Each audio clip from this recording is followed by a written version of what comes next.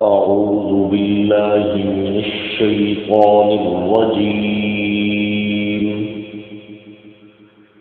بسم الله الرحمن الرحيم.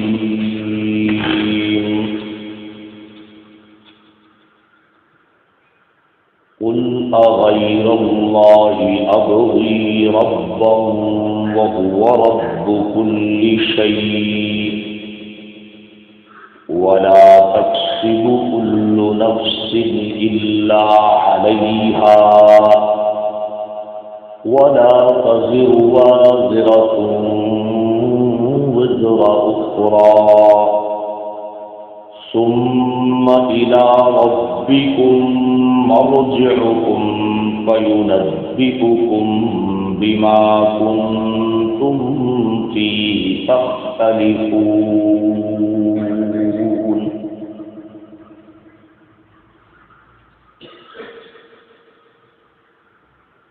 کہہ دیجئے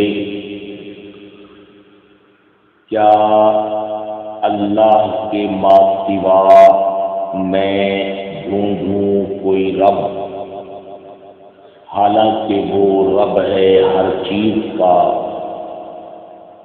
اور نہیں کسب کرے گا کوئی نفس مگر وہ اس کا خود ذمہ دار ہوگا، اور نہیں بوجھ اٹھائے گا کوئی بوجھ اٹھانے والا کسی دوسرے کا بوجھ. پھر تم اپنے رب کی طرف لوٹائے جاؤ گے، پھر اللہ خبر دے گا تم کو ان اعمال کی جن میں تم اختلاف کرتے تھے.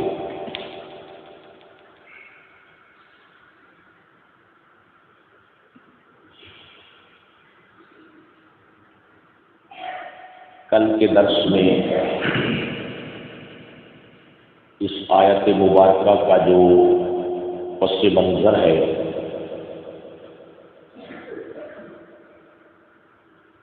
اور مشرکین عرب کی جانب سے نبی پاک صلی اللہ علیہ وسلم کو اس بات کی دعوت دی گئی کہ آپ بھی حلت اور حرمت کے مسئلہ میں ہمارے ساتھ چلیں، تو اللہ رب العزت کی جانب سے آپ کو حکم ملا کہ آپ ان لوگوں سے یہ بات کہہ دیں کہ اگر میں حلت اور حرمت کے مسئلے میں اللہ کی طرف سے آنے والی وحی کی اتباع نہ کروں، بلکہ جس طرح تم نے اپنی مرضی سے اللہ کے حلال کو حرام اور حرام کو حلال بنا رکھا ہے، تو پھر مجھے اللہ کے ماں سوا کسی اور کو رب ماننا پڑے گا، اور تم یہی چاہتے ہو کہ میں اللہ کے ماں سوا کسی اور کو رب ڈھونڈ لوں اور تلاش کر لوں. تو فرمایا کہ اس کام کا اور اس کام کی توقع مجھ سے رکھنا بالکل فضول ہے.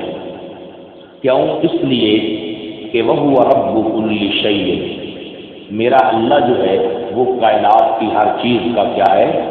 رب ہے. تو میں اس کو چھوڑ کر کسی اور کو رب بنانے کے لیے تیار نہیں ہوں. یہاں پر حضرات مفسرین نے ایک قاعدہ لکھا ہے، فرماتے ہیں کہ جب زمانے میں اور معاشرے میں حالات اور نوبت یہاں تک پہنچ جائے کہ لوگ داعی حق کی بات کو تسلیم کرنے کی بجائے الٹا داعی سے کفر کروانے کے اوپر مصر اور مضد ہو جائے، تو اس وقت کیا کرنا چاہیے؟ فرماتے ہیں کہ اس وقت دو صورتیں ہیں اور ہر صورت دوسری صورت سے افضل ہے. جس کو چاہے آدمی کے ایمان میں جتنی پاور ہو اس کے مطابق وہ اس کو اختیار کر سکتا ہے. پہلی صورت تو یہ ہے کہ وہ انبیاء کرام علیہم الصلاۃ والتسلیم کے نقش قدم پر چلتے ہوئے اس معاشرے سے غائب نہ ہو، بلکہ اس معاشرے میں رہ کر حق اور صداقت کا علم بلند کرے، اور دوسری صورت یہ ہے کہ اس معاشرے سے اور ان لوگوں سے بالکل الگ ہو جائے اور اپنی گوشہ نشینی کی زندگی کیا کر لے، اختیار کر لے۔ بہرحال ہر آدمی کی جو حالت ہوگی وہ اس کے اپنے ایمان کے بقدر اور اس کی کیفیت کے مطابق ہوگی۔ اگر اس کے ایمان میں قوت اور طاقت اس حد تک ہے کہ وہ معاشرے میں رہ کر لوگوں کی باتوں کا مقابلہ کر سکتا ہے اور لوگوں کی دعوت کو ٹھکرا سکتا ہے اور حق کی دعوت کو پیش کر سکتا ہے، تو پھر اسے چاہیے کہ وہ معاشرے میں ہی رہے، معاشرے سے غائب نہ ہو۔ لیکن اگر وہ سمجھتا ہے کہ میں لوگوں کا اتنا بوجھ، اتنا دباؤ، اتنا پریشر مجھ سے نہیں قبول کیا جا سکتا، میں اس کو نہیں اٹھا سکتا، تو پھر وہ گوشہ نشینی اختیار کر لے اور اپنے ایمان کی کیا کرے، حفاظت کرے۔ سمجھ آئے گی؟ دو صورتوں میں سے جو صورت جو ہے وہ ہر آدمی کی اپنی اپنی جو ایمانی کیفیت ہے نا، اس کو سامنے رکھ کر ہی اس کا فیصلہ کیا جا سکتا ہے۔ اور دوسری بات جو ہم نے کل پڑھی ہے وہ یہ تھی کہ لا تکسب کل نفس الا علیہا، کہ کوئی نفس جو ہے وہ جو بھی کمائے گا، جو بھی کسب کرے گا، وہ خود ہی اس کا کیا ہوگا، ذمہ دار ہوگا۔ یہاں پر ایک مختصر سوال ہے، اس کو عرض کرنا ہے اور اس کا جواب ہے وہ یہ ہے کہ قرآن مجید فرقان حمید کی یہ آیت تو بتا رہی ہے کہ اگر کوئی آدمی کسی برائی کا ارتکاب کرتا ہے تو اس کا وبال اسی کے اوپر ہوگا اور اس کی ذمہ داری اسی کے اوپر ہوگی، کسی دوسرے کے اوپر نہیں ہوگی۔ حالانکہ ہم یہ دیکھتے ہیں کہ اگر کوئی آدمی ایسا ہے کہ جس نے کوئی برائی کا راستہ اختیار کیا یا کسی آدمی کو کسی برے راستے کے اوپر کیا کر دیا، لگا دیا، تو اب برائیاں تو وہ کر رہا ہے لیکن جس نے اس کو اس برے راستے پر لگایا تھا اس کو بھی ان گناہوں کا وبال کیا ہے، بھگتنا پڑے گا۔ سمجھے گا؟ تو پھر اس طرح تو آدمیوں کے اوپر ڈبل گناہ ہو جائیں گے۔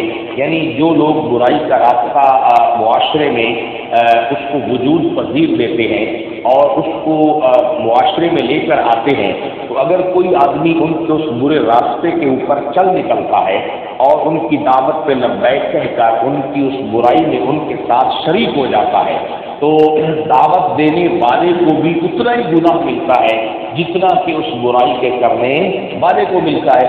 حالانکہ قرآن مجید تو کہہ رہا ہے کہ لا تکسب کل نفس الا علیہا، کہ ہر آدمی جو کسب کرے گا اس کا وبال اس کے اوپر ہوگا۔ اب یہ جو آدمی برائیاں کر رہا ہے تو اس کا وبال تو اسی پر ہونا چاہیے، دعوت دینے والے پر نہیں ہونا چاہیے۔ اس کا جواب یہ ہے کہ اس آیت مبارکہ کے اندر اس بات کی وضاحت موجود ہے، اس لیے کہ اس آدمی کو برائی کرنے والے کی برائی کا جو وبال ہے نا وہ اس کے اوپر نہیں ہو رہا، اس کی برائی میں جو اس کا کسب ہے نا اس کا بوجھ اس کے اوپر کیا ہے، پڑ رہا ہے۔ کیوں؟ اس لیے کہ اگر یہ اس آدمی کو دعوت نہ دیتا، اس آدمی کو برائی کے اوپر نہ ابھارتا، برائی کے اوپر تیار نہ کرتا، تو یہ آدمی برائی کے راستے کو اختیار نہ کرتا۔ تو چونکہ اس نے جو اس کو برائی کی دعوت دی ہے اور برے راستے کے اوپر اس کو لگانے کے لیے جو اس نے تگ و دو اور کوشش کی ہے، یہ اس کا کسب ہے یا نہیں ہے؟ کیوں نہیں؟ یہ اس کا کسب بنتا ہے یا نہیں بنتا؟ تو یہ چونکہ اس کا کسب بنتا ہے، اس لیے اس کو جو اس کے اوپر جو بوجھ آ رہا ہے وہ دوسرے کے گناہ کا نہیں آ رہا بلکہ اس کے اپنے کسب کا آ رہا ہے۔ کل کے درس میں جو ہم نے آیت مبارکہ پڑھی ہے اس کے دوسرے حصے میں اس بات کا تذکرہ موجود ہے۔ سمجھ لگی؟ وہ تذکرہ یہی ہے کہ مشرکین عرب جو اہل ایمان سے کہتے ہیں نا کہ تم ہمارے راستے پر چلو، ہم تمہارے گناہوں کا بوجھ کیا کر لیں گے، اٹھا لیں گے، وہاں پر یہ بات موجود ہے۔ تو اللہ نے فرمایا کہ یہ لوگ ان کی گناہوں کے بوجھ میں سے کچھ بھی نہیں اٹھائیں گے، انہم لکاذبون، یہ لوگ کیا بول رہے ہیں، جھوٹ بول رہے ہیں۔ اور آگے فرمایا وَلَا يَحْمِلُنَّ أَثْقَالَهُمْ، یہ لوگ ضرور بالضرور اٹھائیں گے اپنے گناہوں کا بوجھ، وَأَثْقَالًا، اور کچھ اور بوجھ بھی، مَعَ أَثْقَالِهِمْ، اپنے بوجھوں کے ساتھ، وہ اپنے بوجھوں کے ساتھ جو بوجھ اٹھائیں گے وہ کون سا بوجھ ہوگا؟ وہ کسب، وہ محنت ہوگی جو انہوں نے معاشرے میں برائی پھیلانے کے لیے کیا ہے کی تھی. یعنی ایک وہ خود برے تھے، یعنی کہ دوسرا انہوں نے معاشرے میں برائی کو پھیلانے کے لیے کیا کی ہے، محنت کی ہے.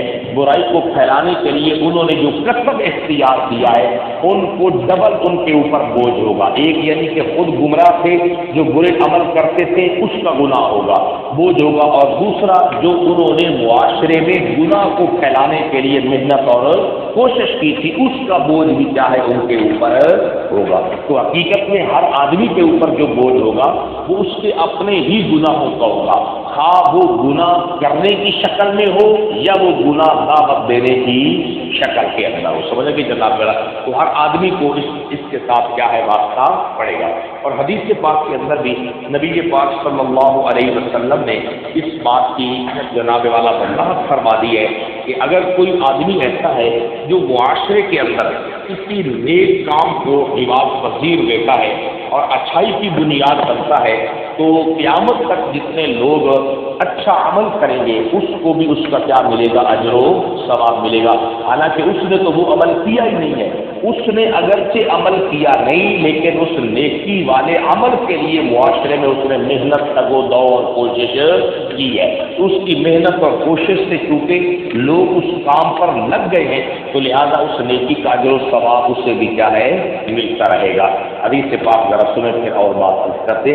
عن ابی ہریرہ رضی اللہ تعالی عنہ قال، حضرت سیدنا ابو ہریرہ رضی اللہ تعالی عنہ سے روایت ہے، وہ کہتے ہیں قال رسول اللہ صلی اللہ علیہ وسلم نے فرمایا، من دعا الی ہدی، وہ آدمی جو دعوت دیتا ہے لوگوں کو کس کی طرف، ہدن، ہدایت کی طرف، یعنی لوگوں کو قرآن کی طرف، سنت کی طرف، اچھائی کی طرف لوگوں کو بلاتا ہے، دعوت دیتا ہے اور لوگ اس کی دعوت پر لبیک کہتے ہوئے ہدایت کے اوپر آ جاتے ہیں. کان لہ من الاجر مثل اجور من یتبعہ، تو اس کے لیے بھی اجر ہوگا مثل اس اجر کے جو ان لوگوں کو مل رہا ہے جو ہدایت کی تابعداری کر رہے ہیں، جو ہدایت کی کیا کر رہے ہیں، تابعداری کر رہے ہیں. سمجھیں گے؟ تو اب حقیقت میں اسے جو اجر مل رہا ہے ان کی نیکیوں کا نہیں مل رہا، جو اس نے خود ہدایت کی دعوت والی محنت کی ہے اسے اس نیکی کا کیا مل رہا ہے، اجر مل رہا ہے. سمجھیں گے؟ اور آگے فرمایا کہ لا ينقص ذلك من اجورهم شیئا، اجر کرنے والوں کے اجر میں سے بھی کسی بات کو کم نہیں کیا جائے گا. کہ آدمی اس بات کے اوپر پریشان ہو کر یہ محنت چھوڑ دے کہ دیکھو یار پھر میں اگر یہ کام کروں گا پھر ایک دوسرا آدمی محنت کرے گا اس کا اجر و ثواب کم ہو جائے گا. نہیں، اس کا اجر و ثواب ذرہ برابر بھی کم نہیں ہوگا. ومن دعا الی ضلالۃ، اور وہ آدمی جو لوگوں کو دعوت دیتا ہے، لوگوں کو بلاتا ہے کس کی طرف، گمراہی کی طرف، اور لوگوں کو برے راستے کی طرف لے کر جاتا ہے، کان علیہ من الاثم مثل آثام من یتبعہ، تو اس سے بھی گناہ ملے گا مثل اس گناہ کے جو اس کی دعوت پہ لبیک کہہ کر اس گناہ میں اس کی کیا کر رہے ہیں، پیروی کر رہے ہیں. سمجھ آئے گی نا؟ لا ينقص ذلك من آثامهم شیئا، اور گناہ کرنے والوں کے گناہ میں سے بھی کسی بات کی کمی نہیں ہوگی کہ یہ ہو جائے کہ چلو آدھا گناہ کرنے والوں کو ہو جائے، آدھا گناہ دعوت دینے والوں کو ہو جائے. نہیں، کسی کے گناہ میں سے ذرہ برابر کچھ بھی کم نہیں ہوگا. اسی لیے جو ہے قرآن مجید میں مختلف مقامات پر یہ بات ذکر کی گئی ہے کہ انسان جو ہے اسے پتہ چل جائے گا، علمت نفس ما قدمت لأخرت، ہر آدمی کو پتہ چل قدمت و اخرت، ہر آدمی کو پتہ چل جائے گا کہ اس نے آگے کیا بھیجا ہے اور پیچھے کیا چھوڑ کر آیا ہے. تو پیچھے کیا چھوڑ کر آیا ہے، نیکی چھوڑ کر آیا ہے اس کا اجر و ثواب ملے گا، گناہ چھوڑ کر آیا ہے تو اس کا کیا ملے گا، وبال ملے گا. یہی وجہ ہے کہ جب بھی کوئی آدمی مر جاتا ہے تو اس کے لیے اس کا حساب کتاب اور جنت اور جہنم کا کلیہ فیصلہ نہیں ہوتا، بلکہ کلی فیصلہ قیامت کے دن ہوگا. کیونکہ جو آدمی دنیا میں اگر اس نے اچھائی کی بنیاد رکھی ہے تو مرنے کے بعد اس کا سلسلہ ختم نہیں ہوا، نیکیاں کیا ہیں پیچھے سے چل رہی ہیں۔ اگر اس نے برائی کو معاشرے میں پھیلایا ہے تو برائی کا سلسلہ بھی پیچھے سے کیا ہے چل رہا ہے، کیونکہ اس کے اعمال کے اوپر ابھی تک بات اس کے مرنے سے ختم نہیں ہوئی، اس کے اعمال کے اوپر بات آگے کیا ہے چل رہی ہے، اس لیے قیامت تک اس کا مسئلہ چلتا رہے گا اور بالکل یہ فیصلہ کس دن ہوگا؟ قیامت والے دن ہوگا۔ اسی وجہ سے حضرات محدثین نے لکھا ہے کہ کچھ خوش نصیب لوگ وہ ہوں گے جو اپنی دنیا کی زندگی میں جب تک زندہ تھے اتنی نیکیاں نہیں کر سکے جتنی نیکیاں ان کے مرنے کے بعد ان کے کھاتے میں کیا ہو جائے گی؟ جمع ہو جائے گی۔ مثال کے طور پہ انہوں نے 60 سال 70 سال زندگی گزاری، اس زندگی کے اندر وہ نیکیاں کرتے رہے لیکن مر گئے، انہوں نے معاشرے میں بہت ساری اچھائیوں کی دعوت دی لوگوں کو، لوگ اس اچھائی کے اوپر آ گئے، پھر نسل بعد نسل لوگ اس اچھائی کو یاد کرتے رہے، اس پہ عمل کرتے رہے، خود تو اس نے نیکیاں دی 60 سال 70 سال، لیکن قیامت تک 1000 سال تک وہ لوگ نیکیاں کرتے رہے، وہ خود ایک کرنے والا تھا، اس کی دعوت پہ ہزاروں کرنے والے ہیں، تو کیا خیال ہے اس کے نامہ اعمال میں کتنے عمل تو اس نے خود نہیں کیے تھے جتنی نیکیوں کا جو ثواب اس کے کھاتے میں کیا ہو جائے گا؟ جمع ہو جائے گا۔ اور اسی طرح کچھ بد نصیب وہ ہوں گے جنہوں نے اپنی دنیا کی زندگی میں خود کو اتنے گناہ نہیں کمائے مگر گناہوں کی بنیاد بن گئے، معاشرے میں ہزاروں لاکھوں لوگ اس گناہ کے اوپر چلتے رہے، تو قیامت کے دن جب وہ اٹھے گا اس کے اپنے گناہوں کا اتنا بوجھ نہیں ہوگا جتنا اس کی دعوت والے گناہوں کا بوجھ اس کے سر پر کیا ہوگا؟ کھڑا ہوا ہوگا۔ سمجھیں گے؟ اس لیے اس بات کو بھی ذہن میں سمجھنا ضروری ہے۔ اور یہاں پر حضرات مفسرین نے ایک اور بات بڑی عجیب بات کی ہے، پیچھے سورۃ المائدہ کے اختتام پر، چھٹے پارے کے اختتام پر ہم نے وہاں پر تفصیل سے بات کی تھی، اب حضرات مفسرین نے اس کے بارے میں جو انداز اختیار کیا ہے، جو ایک نئی بات، نئے انداز سے بات سمجھ میں آ جائے گی، وہ یہ ہے، ایک تو یہ ہے کہ ایک آدمی جو ہے نا معاشرے میں اس نے کسی کو برائی کی دعوت نہیں دی، کسی کو بھی برائی کی دعوت نہیں دی، بالکل کسی کو اس نے نہ اس نے خود برائی کی ہے نہ کسی اور کو اس نے برائی کی کیا دی ہے؟ دعوت دی ہے، لیکن اگر معاشرے میں اس کے سامنے برائیاں ہوتی رہی ہیں اس نے روکا نہیں ہے تب بھی اس کے اوپر گناہوں کا وبال ہوگا۔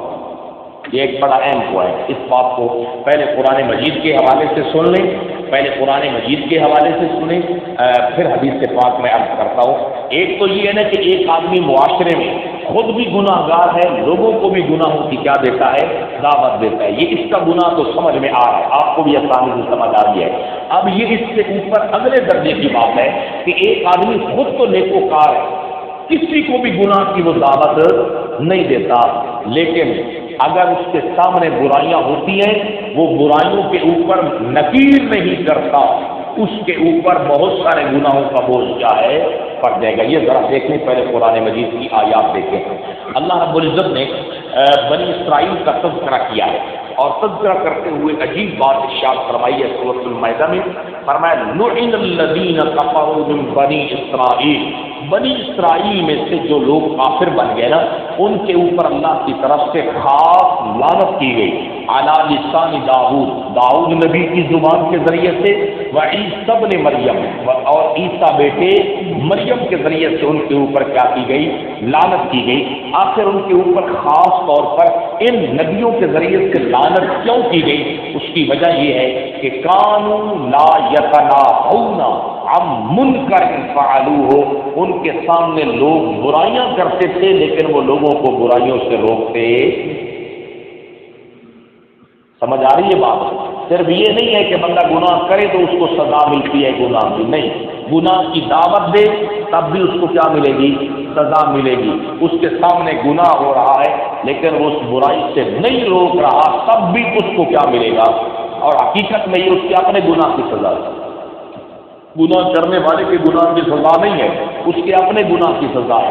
کیوں؟ جب اس کو حکم ہے امر بالمعروف اور نہی عن المنکر کا، جب وہ اس حکم کو توڑ رہا ہے تو گناہ گار ہو گیا یا نہیں ہو گیا؟ اس کو حقیقت میں اپنے گناہ کی کیا مل رہی ہے؟ سزا مل رہی ہے۔ اس لیے تو حدیث پاک میں نبی رحمت صلی اللہ علیہ وسلم نے بھی جو 3 درجے بیان کیے ہیں ان 3 درجوں کے اختتام پر کیا فرمایا؟ کہ اگر طاقت ہے تو طاقت سے روکا جائے، اگر طاقت نہیں ہے تو زبان سے روکا جائے، اگر زبان سے نہیں ہے تو دل میں کم از کم اس کو کیا سمجھا جائے، برا سمجھا جائے۔ وذالک اضعف الایمان، اور یہ ایمان کا سب سے کیا ہے، کمزور ترین درجہ ہے۔ یعنی آدمی اس سے اگر یہ کام بھی نہیں کرتا تو آدمی ایمان کے کسی کمزور ترین درجے پر بھی نہیں ہے، سمجھے؟ اس لیے ہمیں کوشش کرنی چاہیے صرف ہمارے اوپر ان گناہوں کی سزا نہیں ہوگی جو ہم نے کیے ہیں، بلکہ ان گناہوں کی بھی سزا ہوگی جن گناہوں کی ہم نے لوگوں کو کیا دی ہے، دعوت دی ہے۔ ان گناہوں کی بھی سزا ہوگی کہ گناہ لوگ کر رہے ہیں لیکن ہم نے ان گناہوں کے اوپر نہیں انل منکر کے 3 شعبوں میں سے کسی شعبے پر بھی عمل نہیں کیا۔ تو حضرات مفسرین نے یہاں پر یہ بات کی ہے کہ ہر آدمی جو ہے حقیقت میں اس کو ایک گناہ بنا لے کہ اس کے گناہ کی وبال ہے، یا اس کو 3 انداز میں بیان کر لیں تب آپ کی مرضی ہے۔ خود سے گناہ کرے اس کا وبال بھی ہوگا، سمجھ آئے گی؟ گناہ کی دعوت دے رہا ہے اگرچہ اس وقت وہ خود عمل نہیں کر رہا، کوئی عمل اور کر رہا ہے لیکن اس کی دعوت پہ کر رہا ہے تو اس کو کیا ملے گی، اس گناہ کی بھی کیا ملے گی، سزا ملے گی۔ اور یہ متعدی گناہ ہے، خود مر جائے گا لیکن کوئی آدمی اس کے لگائے ہوئے اس گناہ کے اوپر اس کے مرنے کے بعد بھی چل رہا ہے، اس کو بھی اس میں باقاعدہ اس کا کیا ہوگا، حصہ ہوگا۔ جس طرح نبی پاک صلی اللہ علیہ وسلم نے اس کی مثال دی ہے کہ قیامت تک جتنے لوگ ناحق قتل ہوں گے اس میں آدم کے بیٹے قابیل کا بھی کیا ہوگا، حصہ ہوگا، اس لیے کہ اس برے فعل کی بنیاد کس نے رکھی ہے دنیا میں، قابیل نے رکھی ہے، سمجھے گی؟ اس لیے بھائی ہم نے گناہوں سے بھی بچنا ہے اور گناہوں کی بنیاد بننے سے بھی کیا ہے، بچنا ہے۔ اور برائی لوگ کر رہے ہیں، سزا ہمیں ملے، عجیب بات ہے وہ یہ ہے کہ ہم نے معاشرے میں نہیں انل منکر کا کام بھی کیا ہے، کرنا ہے، سمجھ آئے گا؟ ہم نے معاشرے میں یہ بات دیکھنی ہے کہ اگر ہمارے سامنے ہو رہا ہے تو ہم 3 درجوں میں سے کسی ایک درجے کے اوپر کیا ہے، ضرور عمل کریں، سمجھے کہ جناب؟ تو دنیا داری کی ہمارا نقصان ہو رہا ہو اس کے لیے تو الحمدللہ ہمارے جیسے کمزور لوگ بھی چپ نہیں رہتے، ہم بھی کیا ہے، بول اٹھتے ہیں، سمجھ آئے گا؟ لیکن دین کا اگر نقصان ہو رہا ہے، کوئی آدمی ہمارے سامنے برائی کا ارتکاب کر رہا ہے تو اس کے لیے ہم کہتے ہیں جس سے کوئی لگ رہا ہے اٹھائے اس میں کیجیے، لگ جائے یہ چھوڑو، سمجھ آ بھی جناب۔ آئیے ذرا اس سلسلے میں آپ کو ایک حدیث پاک سناتے ہیں، یہ صحیح بخاری کے اندر بھی ہے لیکن سنن ترمذی میں اس وقت وہ سامنے ہے 2187 نمبر۔ حضرت زینب بنت جحش جو کہ ام المومنین ہے رضی اللہ تعالی عنہا، ان سے روایت قالت، وہ کہتی ہیں اس طریقہ رسول اللہ صلی اللہ علیہ وسلم، جاب رسول اللہ صلی اللہ علیہ وسلم، سمجھے کہ چلو اب سونے والے بھی کیا ہیں، جاگ لیں، کیونکہ حدیث ایسی آ گئی ہے کہ جس میں قدرتی یہ الفاظ ہے کہ اللہ کے حبیب سوئے ہوئے تھے اور پھر حضور کیا ہے، جاگ گئے، سمجھے کہ اس طریقہ رسول اللہ، جاگ گئے رسول اللہ صلی اللہ علیہ وسلم، من نوم، نیند سے، محمرن وجہہ، آپ کا چہرہ مبارک سرخ تھا، آپ کا چہرہ مبارک کیا ہے، سرخ تھا، وہو یقول، اور آپ پڑھ رہے تھے لا الہ الا اللہ یرددها 3 مرات، 3 مرتبہ آپ نے اس کو دہرایا، لا الہ الا اللہ، لا الہ الا اللہ، لا الہ الا اللہ، اور یہ کہنے کے بعد فرمایا ویل للعرب من شر قد اقترب، عرب کے لیے ہلاکت ہے اس برائی کی وجہ سے جو قریب آ چکی ہے، جو برائی کیا آ چکی ہے، قریب آ چکی ہے، اس برائی کی وجہ سے ویل للعرب، عرب والوں کے لیے کیا ہے، ہلاکت ہے۔ حضرت زینب، حضرت زینب کہتے قلت، میں نے کہا یا رسول اللہ، اے اللہ کے رسول، افنہلک، کیا ہم ہلاک کر دیے جائیں گے، وفی الصالحون، حالانکہ ہم میں تو نیک لوگوں کی کیا ہے، کثرت ہے۔ تو اللہ کے نبی نے فرمایا نعم، نیک لوگوں کے ہوتے ہوئے بھی ہلاک ہو جائیں گے، کیا؟ اذا کثر الخبث، جب خبیث لوگوں کی کیا ہو جائے گی، کثرت ہو جائے گی، اور نیک لوگ اس معاشرے میں رہتے ہوئے بھی خبیث لوگوں پر لکیر نہیں کریں گے، سمجھے گی جناب؟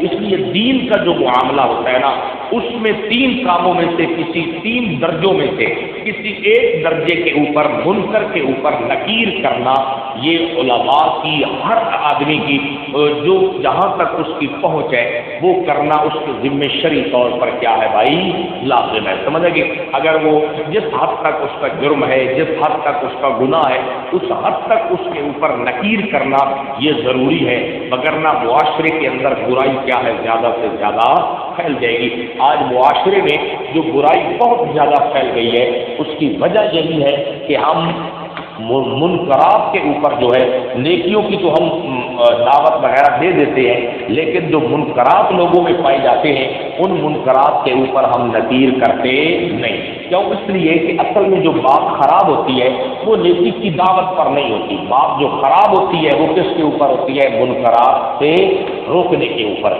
کیونکہ پھر لوگ جو ہیں وہ مختلف انداز میں اس کے اوپر جو ہے آگے سے آڑے ہاتھوں لیتے ہیں، تو پھر اس کا نتیجہ یہ ہوتا ہے کہ بندہ ڈسہارٹ ہو جاتا ہے اور دل چھوڑ جاتا ہے، کہتا ہے چھوڑو یار، آدمی اپنی جہنم میں جائے، ہمیں اس کی کیا ہے پریشانی کرنے کی کیا ضرورت ہے. نہیں، اگر ہم اس کے اوپر نکیل نہیں کریں گے نا تو اس کی وجہ سے ہمارے اوپر بھی گناہ کا کیا پڑے گا، وبال پڑے گا. تو یہ 3 قسم کے گناہ آپ بنا لیں تب، یا ایک قسم میں بند کر لیں، اس کو کیا ہے تب آپ کی مرضی ہے.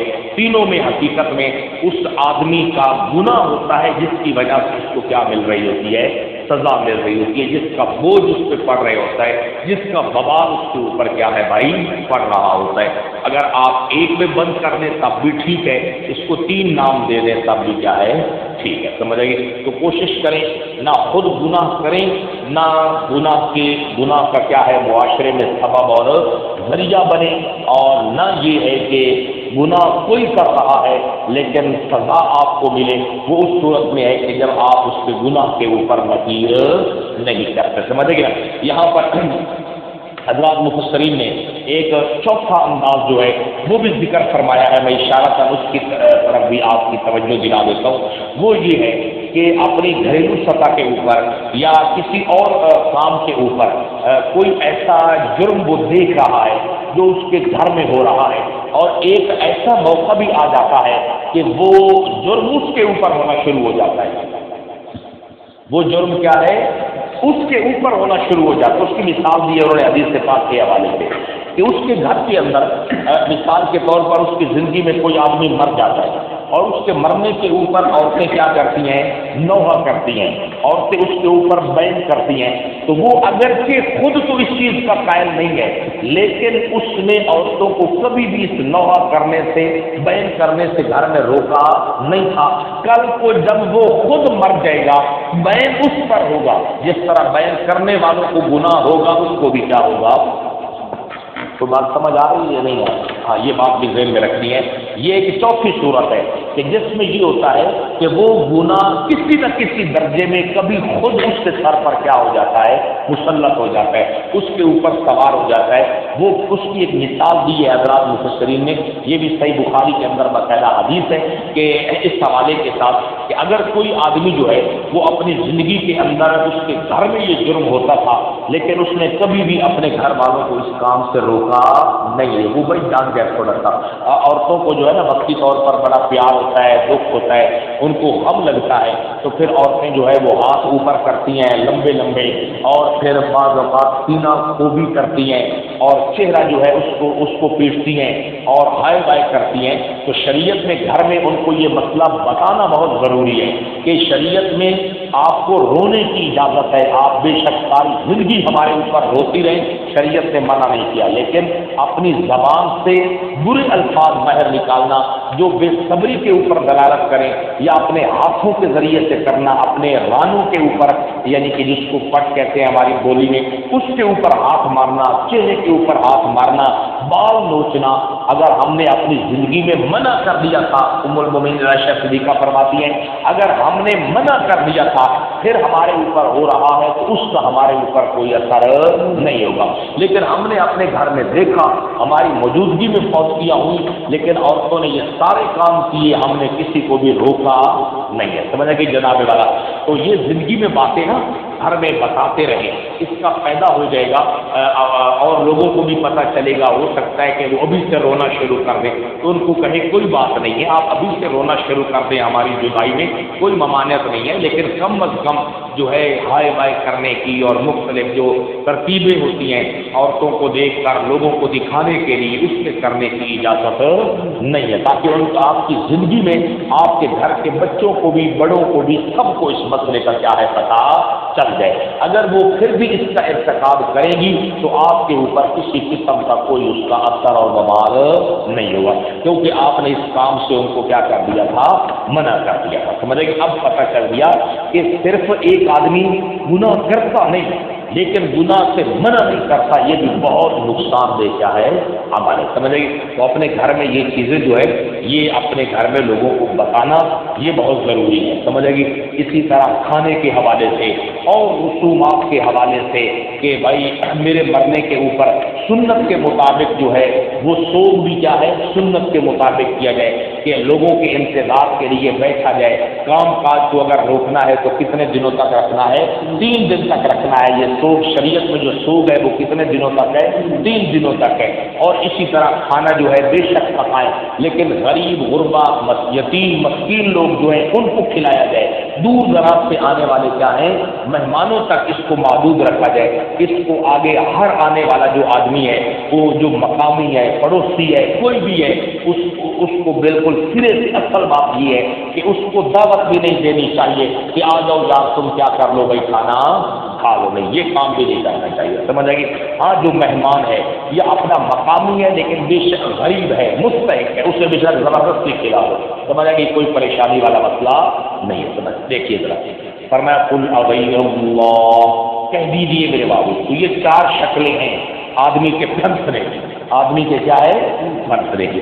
قل اغیر اللہ، کہہ دیجیے اغیر اللہ، کیا اللہ کے ماں سوا ابغی ربن، میں تلاش کروں کسی اور کو رب، یہ نہیں ہو سکتا، کیوں؟